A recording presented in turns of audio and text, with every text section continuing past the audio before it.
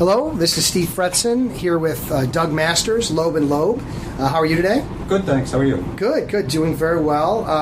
The topic of our conversation today is business development, and for attorneys, what are some of the best ways to do it? Do me a favor and just give me a little bit of a Reader's Digest on your background. I graduated from law school in 1988, and I joined an IP litigation boutique called Pattisell McAuliffe in Chicago, where I had been a summer associate. And I worked there for 15 years, and I left to open up the Chicago office of Loeb & Loeb, which is a kind of a broader, but not full service firm, about 300 lawyers. And we've grown the Chicago office from the original 6 of us 10 years ago to about 35 presently.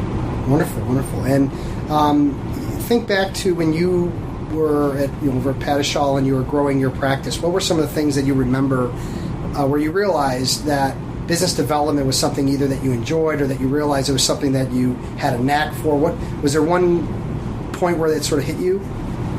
I think maybe a turning point a little bit was when I got an opportunity to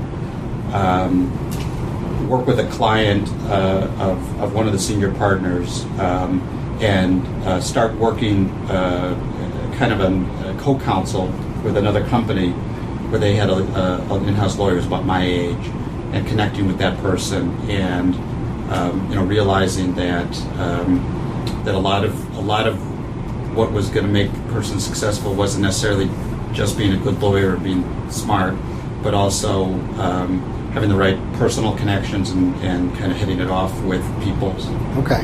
So was there a you said there was a client that when you picked up a client you realized, wow, this is something great, and then what happened from there? Was there more of a motivation to continue to drive clients to your practice versus maybe doing other people's work?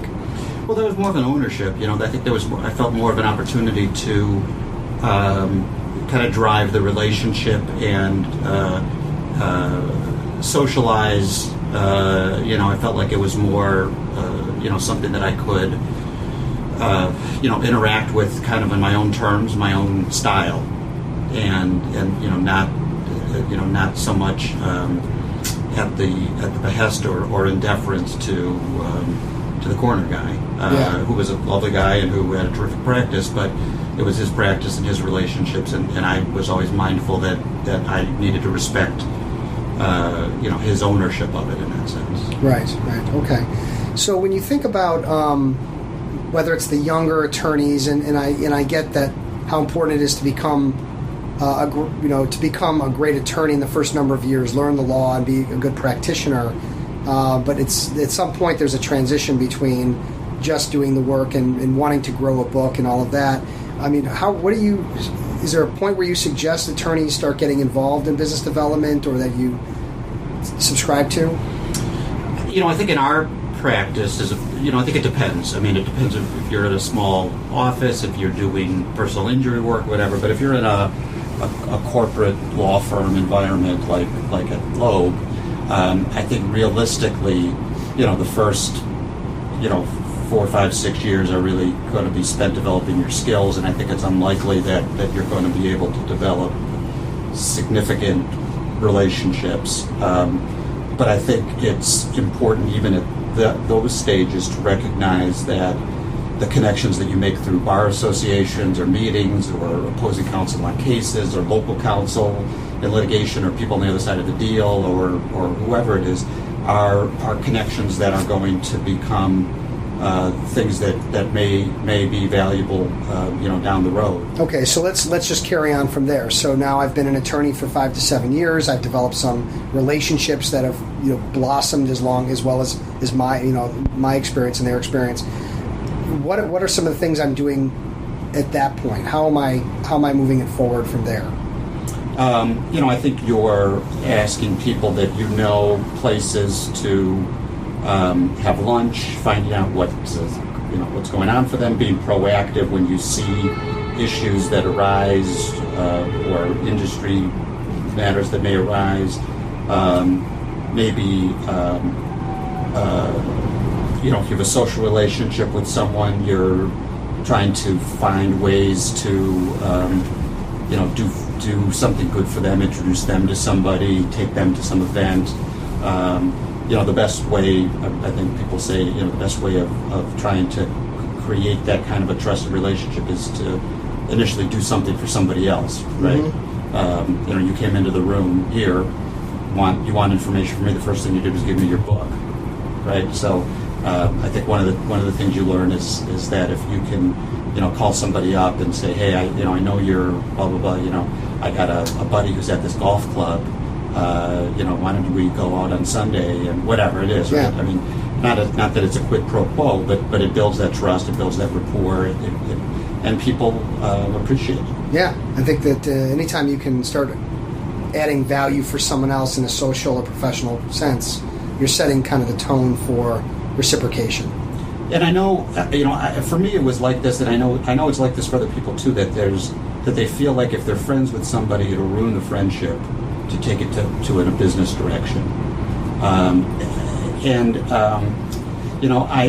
guess people are just different or whatever. But I think you got to kind of take the measure of your friends and all that kind of stuff. But I mean, people like working with people they like, and people like helping people they like.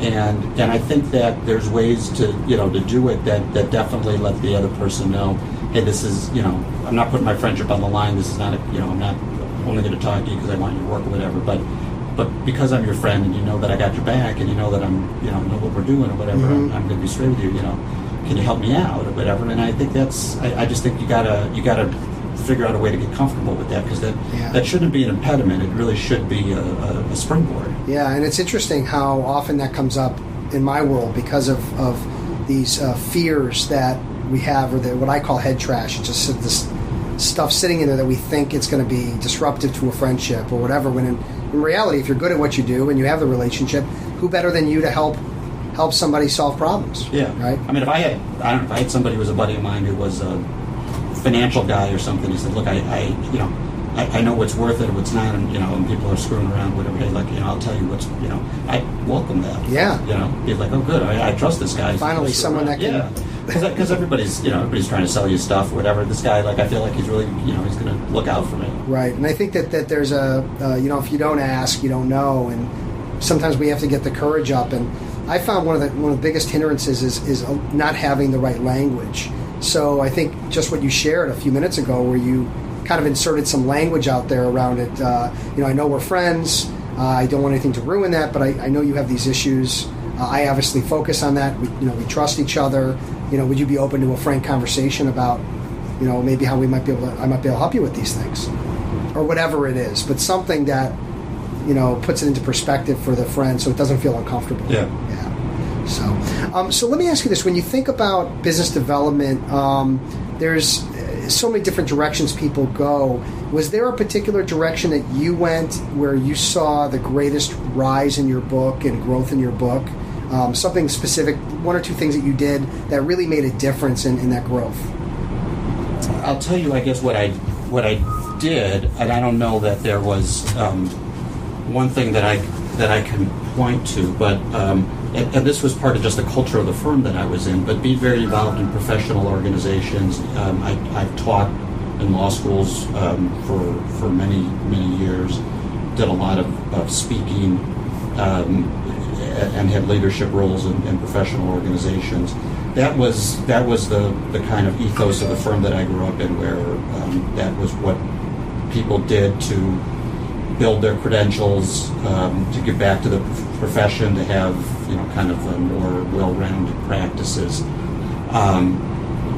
Honestly, to me, in my experience, the personal connections that you make really seem, as cynical as it may sound, more important than how smart you are, where you went to school, how many articles you've written.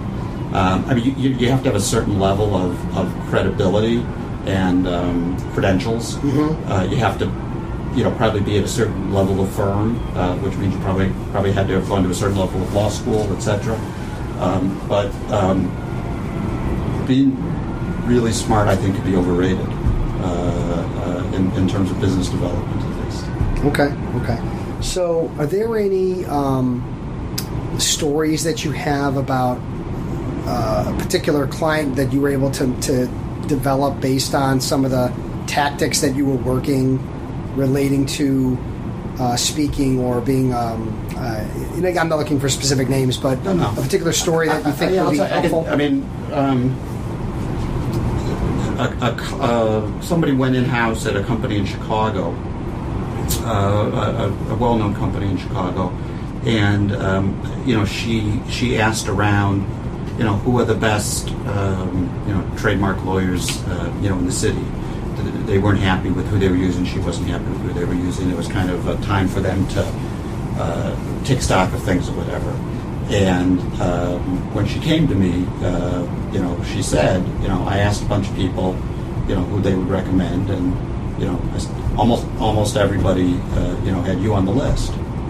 And my response was, if I found out who those people were who didn't have me on the list, they're in big trouble. Because I'm not a wise ass, but it was an example, I guess, where just building up a reputation, even if you're a tough litigator, people hopefully respect you and appreciate that you're doing your job, even if that makes them and their client unhappy and whatever else, just being kind of a good member of the community and the bar and all that stuff, can come back to be rewarded. Okay. So, kind of last question. If you were to say you had a group of 10, senior associate level, income partner level folks in front of you, and you had to say, look, here's the greatest advice I could ever give to you in growing a book of business, and from my experience, it would be this. What would you say? Treat every relationship that you have as a potentially valuable one. Keep in touch with people. Be nice to people. Look for opportunities to reach out to people and be of help to them. The associate who leaves last week to the annoying whoever who retires to whatever, your cousin, whatever it is. You just really never you never know. You gotta prioritize and try to put your energy into things that are more likely to be productive than other things. But I've been surprised over the years that people I never thought would be in a position to be helpful have ended up being in positions where they've had large budgets or they were influencers of other people who were looking for services, and people remember that you were there for them, that you were nice to them, that you were helpful to them, that you answered their question when they couldn't afford to pay for whatever it is, you just there's only so many hours in the day, right? So you can't do everything for everybody, but I do think that if you practice long enough and you hang with the right people, eventually that kind of a spirit of dealing with people will come back around and be a benefit. Okay. And it's so much easier now. I mean, not to sound as old as I am, but with the internet and social media and email, it takes a lot less work to be in touch with people than it used to. Yeah. And so you can get more bang for your buck than you used to be able to when everything was by sending a letter or making a phone call or whatever. Not to say that a letter doesn't go a long way, and as quaint as it seems, I think letters can still be impactful for people. But sending email news blasts or posting on LinkedIn or doing stuff for your website, whatever it is, just got to be in front of people at the right time. And, so definitely try to take advantage of that. Okay. Well, Doug, thank you very much. Talking with Doug Masters of Loeb & Loeb. Appreciate your time, and hopefully this was helpful to our listeners and want to learn more about business development. Thank you.